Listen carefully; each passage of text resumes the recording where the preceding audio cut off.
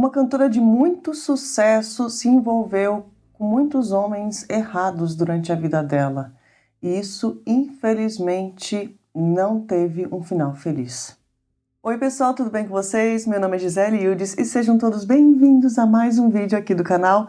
Bom, vocês viram que o fundo está diferente, né? Esse aqui não vai ser o cenário do nosso canal não, porque eu não gostei como ficou. Vou gravar o vídeo assim hoje, porque eu preciso gravar o vídeo, senão a gente fica sem vídeo no canal, mas eu vou estar mudando o cenário aqui nos próximos vídeos para vocês, tá bom?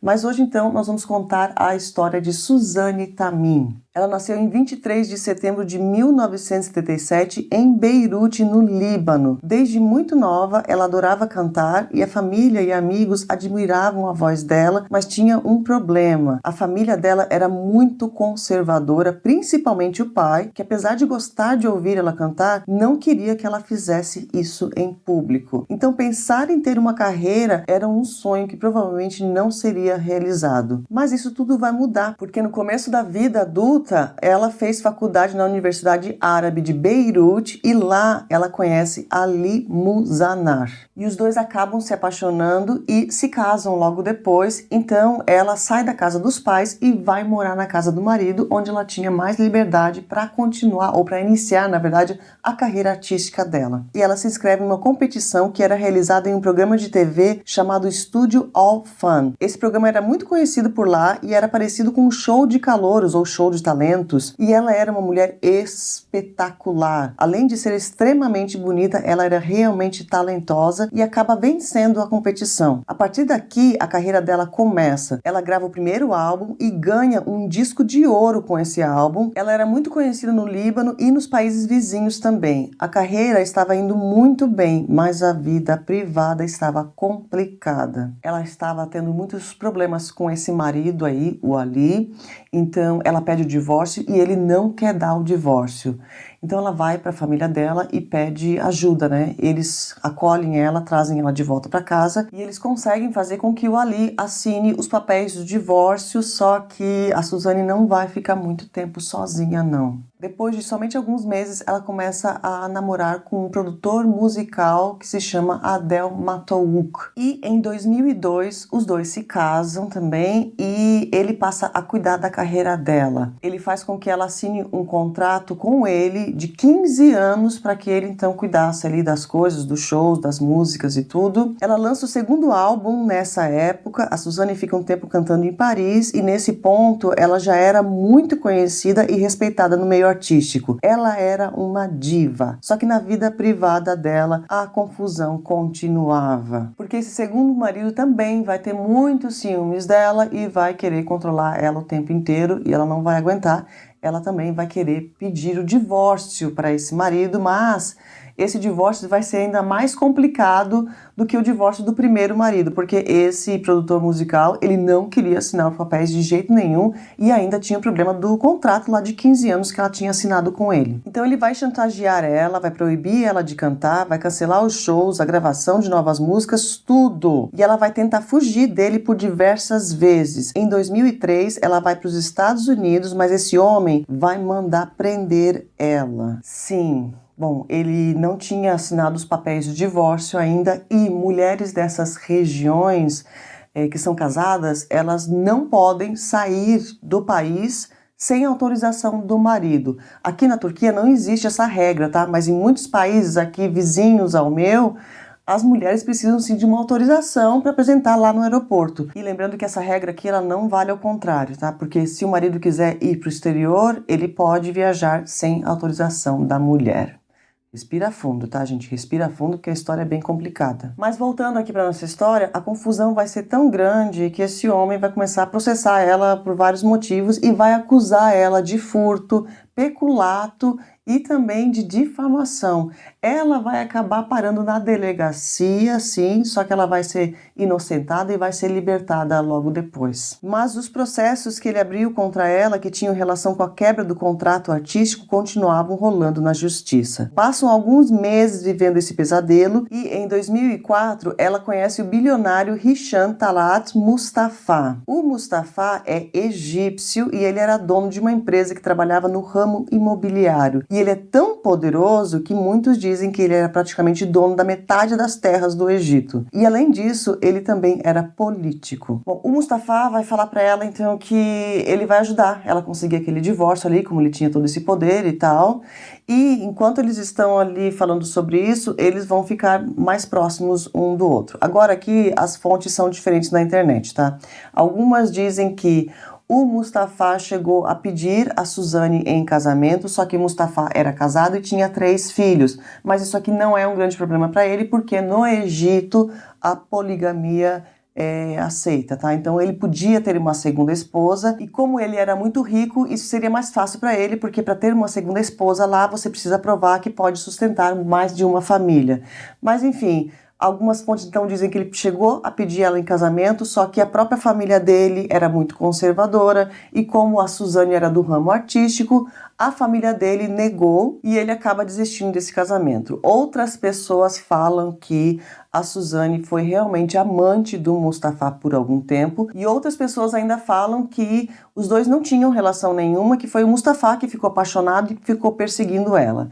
Mas enfim, aqui nesse ponto da história, a Suzane vai estar com um grande problema na vida dela, porque ela vai ter lá o segundo marido perseguindo ela, não dando esse divórcio, e esse Mustafa também ali atrás dela, né, querendo tirar uma casquinha também. Ela foge novamente e ela vai para Londres e fica morando por lá por algum tempo. E lá em Londres ela vai conhecer um quarto homem, um homem chamado Riyad Al-Azawi. Ele nasceu no Iraque, mas ele estava morando na Europa já fazia algum tempo e ele era lutador de kickbox. E os dois realmente se apaixonam e querem se casar também. E nessa época que ela estava lá em Londres, ela vai também tentar retomar a carreira dela, né? Então ela vai fazer um curso de teatro durante 3 meses somente, vai desistir do curso e ela vai também gravar uma música que vai ser a última música que ela gravou na vida dela. Mas lembrando que ela tinha lá os processos rolando na justiça, né, com o ex-marido que tinha todos os direitos, então foi uma época bem complicada para ela e a gente pode falar que foi nessa época mesmo que a carreira dela simplesmente acabou, porque a confusão na vida pessoal dela estava gigantesca. Ela se casa com o Riyad, o lutador de kickbox, e o bilionário, quando ficou sabendo disso, ele ficou muito, mas muito zangado. Ele chegou a ligar para ela oferecendo um dinheiro para ela desistir do casamento e voltar e ficar com ele. Ela negou esse dinheiro e depois disso ele começou a ameaçar ela. Falou que iria contratar alguém para tirar a vida dela se ela não voltasse para ele. Ele também entrou na justiça para pedir o dinheiro que ele gastou com ela. Parece que ele fez uma viagem e deu muitos presentes, então ele queria o valor dessa viagem e todos os presentes que ele tinha dado para ela de volta. Realmente, tá? Isso aqui exige essa ação na justiça. Barraco, tá, gente? Barraco mesmo. Mas, enfim, o problema era tão grave que a Suzane e o novo marido chegaram aí na polícia, lá em Londres, para falar para a polícia que estavam sendo ameaçados, mas infelizmente as autoridades de lá não ajudaram o casal. Então eles decidem fugir para Dubai. Eles compram um apartamento em um edifício de luxo lá em Dubai e em 2008 a Suzane se muda para lá e o combinado seria que ela iria organizar tudo e também iria providenciar a sua carteira de motorista. O novo marido iria finalizar as coisas em Londres e iria no final de julho para lá, mas infelizmente não deu tempo para que isso acontecesse. E agora a gente chega no dia 28 de julho de 2008. Esse é o dia que tudo vai acontecer. A Suzane tinha aula de direção de manhã e ela já tinha marcado com um taxista para ir buscar ela lá no prédio às 9 horas da manhã. Só que antes disso, chega no edifício um homem chamado Mohsen Al-Sukari, que é um homem que a Suzane nunca tinha visto na vida. Ele entra pela garagem do prédio e um dos seguranças que trabalhava lá viu ele entrando, né, e já abordou ele, falou: onde é que você tá indo, né? O que você está fazendo aqui? Ele falou que ele trabalhava na imobiliária onde a Suzane comprou aquele apartamento e então depois disso o segurança deixa ele subir. Esse homem vai para o 22º andar, apartamento 2204, onde a Suzane morava. Em uma das mãos ele tinha uma sacola de loja e na outra mão ele tinha um envelope com o nome da imobiliária e o nome da Suzane embaixo. E no bolso também ele tinha uma faca. Agora eu vou contar o que aconteceu, se quiser pula essa parte, tá? Uns 5 minutos para frente. Então ele bate na porta, a Suzane olha pelo olho mágico da porta e ele coloca um envelope assim para ela olhar. Assim que ela vê aquilo, ela abre, né, para deixar ele entrar. Só que quando ela abre a porta, ele já dá um soco na cara dela, direto assim, e ela cai, né, meio que perde os sentidos. Ele tira aquele utensílio que ele tinha no bolso e começa, né, a machucar ela aqui no pescoço até ela parar de respirar. Isso tudo aconteceu perto da porta de entrada. Ele fecha a porta e vai para o lavabo e lava ali, né, esse utensílio que ele tinha usado. Vai no quarto ou na sala e pega um lençol, cobre ela. E lembra da sacola que ele tinha na mão? Ele tinha uma muda de roupa nessa sacola aí. Então ele troca de roupa, né, porque estava toda ali suja de vermelho, a roupa dele também. Troca tudo, coloca a roupa suja dentro dessa sacola. Só que, como aconteceu perto da porta, ele tinha que passar por cima dela, né, para ir para a porta de entrada, para sair ali do apartamento.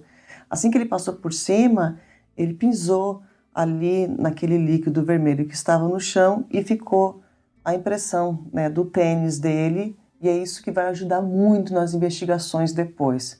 Bom, ele sai do apartamento, pega essa sacola ali com as roupas sujas e entra na escada, naquela saída de serviço, sabe? Que vai para essas escadas, e vai para o 21º andar, e ali nas escadas tinha aquele armário onde fica a mangueira, que é usada pelos bombeiros, sabe? E ele coloca essa sacola ali dentro desse armário, fecha, volta para o corredor e pega o elevador e desce o prédio e sai do prédio como se nada tivesse acontecido. Tudo isso que ele fez durou aproximadamente 12 minutos somente. O cara era realmente um profissional. Pouco tempo depois, o taxista chega lá no edifício para buscar ela para aula de direção. Ela não desce, ele liga para ela várias vezes no celular e ela não atende, então ele desiste e vai embora. Bom, o marido que estava lá em Londres, ele começou a ligar para ela várias vezes nesse dia, mas via que ela não estava atendendo as suas ligações, o que não era muito normal. Então ele liga para um primo da Suzane que morava lá em Dubai também, e esse primo estava ajudando eles a fazer a mudança ali e tal. Então pergunta, né, para o primo, olha, não estou conseguindo falar com a Suzane. E o primo, assim que o marido falou isso, ele falou, olha, eu também estou preocupado, porque eu também estou tentando ligar para ela o dia todo e ela não atende. Então o primo resolveu ir lá no apartamento para ver o que estava acontecendo. Ele chega no apartamento no final da tarde. Agora, como ele entrou no apartamento, eu não sei exatamente, tá? Se ele tinha chave ou se ele pediu pro porteiro entrar. Mas fato é que quando ele abriu a porta, ele já viu, né, a prima dele ali naquele estado. E lembrando que a Suzane, ela tinha 31 anos de idade somente. Ele fica arrasado, é claro, e chama a polícia, e ele demora um tempinho para avisar o marido, porque ele deve ter ficado em choque ali, realmente, né? Agora entra o trabalho da polícia de Dubai, que realmente foi excelente. Eles chegam no local, já isolam a área, é claro. Eles conseguem as imagens da câmera de segurança, que são essas aqui. Me perdoem, tá? Porque a imagem está com baixa qualidade, porque essas fotos foram mostradas no dia do julgamento, e eu não consegui encontrar outras fotos da câmera de segurança na internet. Então ali eles tinham a foto dele, o rosto do indivíduo, mas quem era ele e qual que era o nome verdadeiro dele, ninguém sabia. Investigando ali o edifício também, eles conseguiram encontrar a sacola plástica lá no armáriozinho da mangueira no 21º andar, com todas as roupas sujas, então eles tinham um DNA, mas precisavam comparar, né, com uma pessoa para ver quem que fez isso. Bom, na cena tinha a impressão do tênis no chão que ele fez, lembra? Então, com a impressão desse tênis, eles foram nas lojas lá de Dubai, na mesma loja da sacola que ele caminhou. Não falaram qual que era a marca, tá, que tinha ali, que era uma marca de tênis famoso, só falava assim na internet. Acredito que eles fizeram isso, que eles não divulgaram o nome da marca para não conectar a marca com esse crime aqui, né? Mas eu vendo um outro vídeo que eles fizeram a reconstituição ali dos fatos, eu acredito que era uma sacola da Nike. Mas enfim, eles foram na loja lá no Dubai Mall e conseguiram encontrar a loja aonde ele comprou esse tênis. Porque sim, esse cara tinha comprado aquele tênis alguns dias antes disso tudo acontecer. E com essa informação em mãos, então, eles tinham o nome dele. Então esse homem se chamava Mohsen Al-Sukari, ele era um ex-policial que era egípcio e que trabalhava como segurança em um dos hotéis do bilionário, sim. Essa informação a polícia lá de Dubai conseguiu em 5 horas de investigação somente, tá? Eles tinham ali o nome do indivíduo, mas eles continuaram na cena, lá no edifício, até o dia seguinte, até anoitecer do dia seguinte, na verdade, tá? E coletaram todas as evidências ali. E onde que estava o Mohsen? Bom, ele tinha saído de Dubai no mesmo dia, 9 horas depois de ter cometido o ato. A polícia conseguiu descobrir que ele foi para o Egito, o país de origem dele. Então, o nome dele foi colocado, né, na Interpol, procurado ali, e a polícia lá de Dubai também já avisou a polícia do Egito, estamos procurando esse cara aqui. Realmente, eles encontraram 2 dias depois. No dia 30 de julho de 2008, então, o Mohsen foi preso lá no Egito, em Cairo. Eles compararam o DNA dele com as roupas que foram encontradas lá no prédio e o resultado foi positivo. E logo que eles começaram a interrogar ele confessa tudo e fala que ele foi contratado pelo bilionário para tirar a vida da Suzane. Falou que recebeu 2 milhões de dólares para fazer o serviço. E isso foi confirmado porque, revistando o apartamento dele, a polícia encontrou o dinheiro que ele recebeu. Ele fala também que ele já estava perseguindo ela por algum tempo e que o bilionário teria falado para ele para ir para Londres para fazer isso e falou que tinha que parecer um acidente e insinuou que ele poderia jogar ela pela janela. Ele tentou fazer isso lá, mas por algum motivo não conseguiu e a Suzane acabou indo para Dubai. E depois que ele recebeu a informação que ela saiu de Londres, ele também foi para Dubai e lá ele finalizou o serviço. Mas agora vem uma coisa mais complicada ainda, né? Porque ele estava acusando um homem muito poderoso, um poderoso chefão mesmo. Mas ele tinha provas? Tinha, porque esse Mohsen aí, ele gravou todas as conversas telefônicas que ele teve com o bilionário. Ele falou que ele fez isso por segurança. Então a gente sabe dessas informações aqui, o que o bilionário falou, por causa dessas conversas telefônicas que foram entregues todas para a polícia. E só para ficar bem claro que ele foi preso no Egito, né? E o ato foi cometido em Dubai. Só que as leis do Egito proíbem que eles mandem, né, os seus cidadãos para outros países para serem julgados em outros países. Então, isso tudo vai ser julgado no Egito mesmo. E lá eles estavam muito preocupados. Todo mundo pensou, não vai ser julgado, né? Isso aqui vai ser colocado embaixo dos panos e acabou.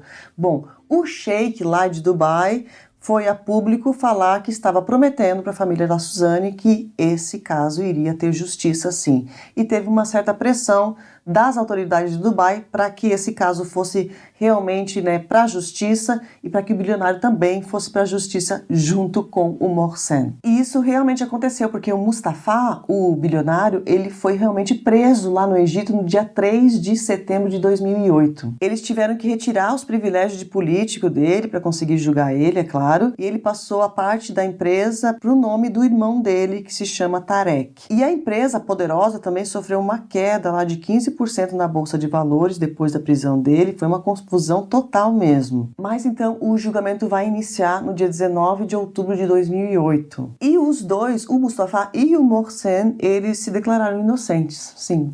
Bom, todas as provas foram apresentadas ali no tribunal. Mesmo assim, todo mundo estava achando que não ia dar em nada, mas saiu a sentença logo depois. A sentença sai no dia 21 de maio de 2009. O Mustafa, o bilionário, foi condenado à pena capital e o Mohsen também a pena capital. Só que calma, tá? Que essa história toda não acabou ainda. Eles vão apelar, é claro, a essa condenação. No dia 25 de junho de 2009, o tribunal negou o pedido da apelação e continuou então com a mesma sentença. Eles vão apelar mais uma vez para a Suprema Corte. Então, em 2010, é feito realmente um novo julgamento lá na Suprema Corte e dessa vez a sentença deles muda. O Mustafa, ele pega 15 anos de cadeia.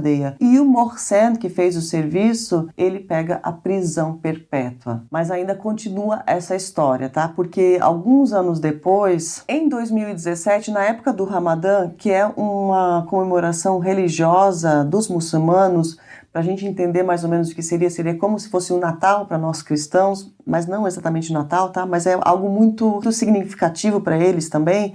Bom, todo o Ramadã, esse presidente do Egito aí, ele então perdoa algumas pessoas que estão presas. E no dia 23 de junho de 2017, o presidente perdoou 500 pessoas que estavam presas. E quem estava nessa lista também?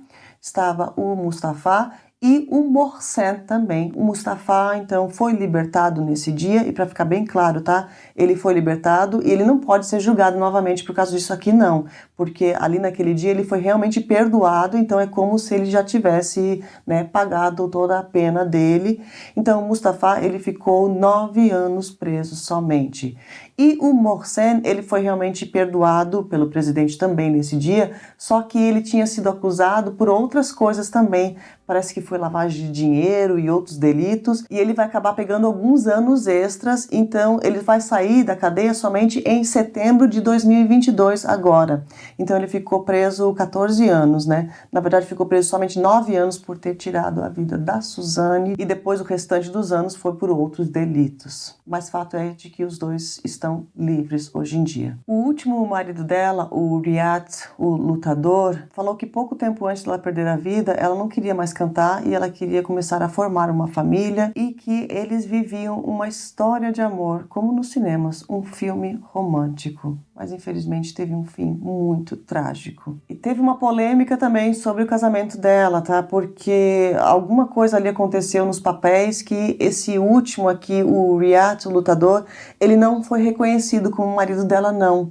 Então, na verdade, quando ela perdeu a vida, parece que ela ainda era casada com o segundo marido lá, aquele que estava processando ela, que tinha assinado o contrato de 15 anos.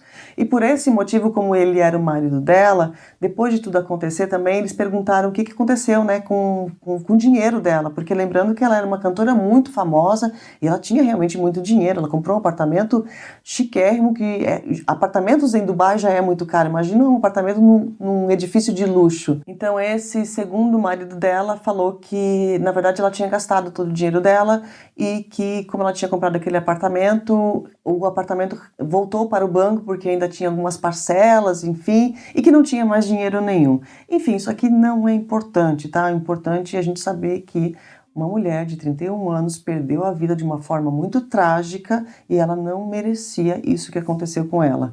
Outra coisa também que me deixou muito, mas muito triste aqui quando eu estudei sobre esse caso é saber que quando tudo isso aconteceu, a mídia lá do Egito ficou culpando ela, culpando a vítima, né? Falando sobre a vida dela, o que ela fazia, né? As roupas, e ela vivia essa vida, namorava com outro, não sei o quê. O que eu acho muito, mas muito errado e muito triste também saber que as pessoas acabaram não olhando os verdadeiros culpados, né? Que foi o homem que tirou a vida dela e o homem que contratou, né? O cara para fazer o serviço. Eu sei que a Suzane fez escolhas muito erradas na vida dela, mas a gente não pode nunca, jamais culpar a vítima. E essas histórias que a gente fica sabendo, é muito bom a gente assistir para tentar identificar os sinais, né? Porque a Suzane não é a única mulher no mundo que passa por relacionamentos com homens desse tipo, que fazem como se a mulher fosse propriedade deles. Se você está numa relação muito parecida com a da Suzane, se o seu companheiro ou companheira começa a te controlar, a ter muitos ciúmes de você, e tentar controlar todos os seus passos, se esse é seu caso, se separe dessa pessoa, porque essa vida não vale a pena. Mas não faça isso sozinho ou sozinha, não. Peça ajuda às autoridades, porque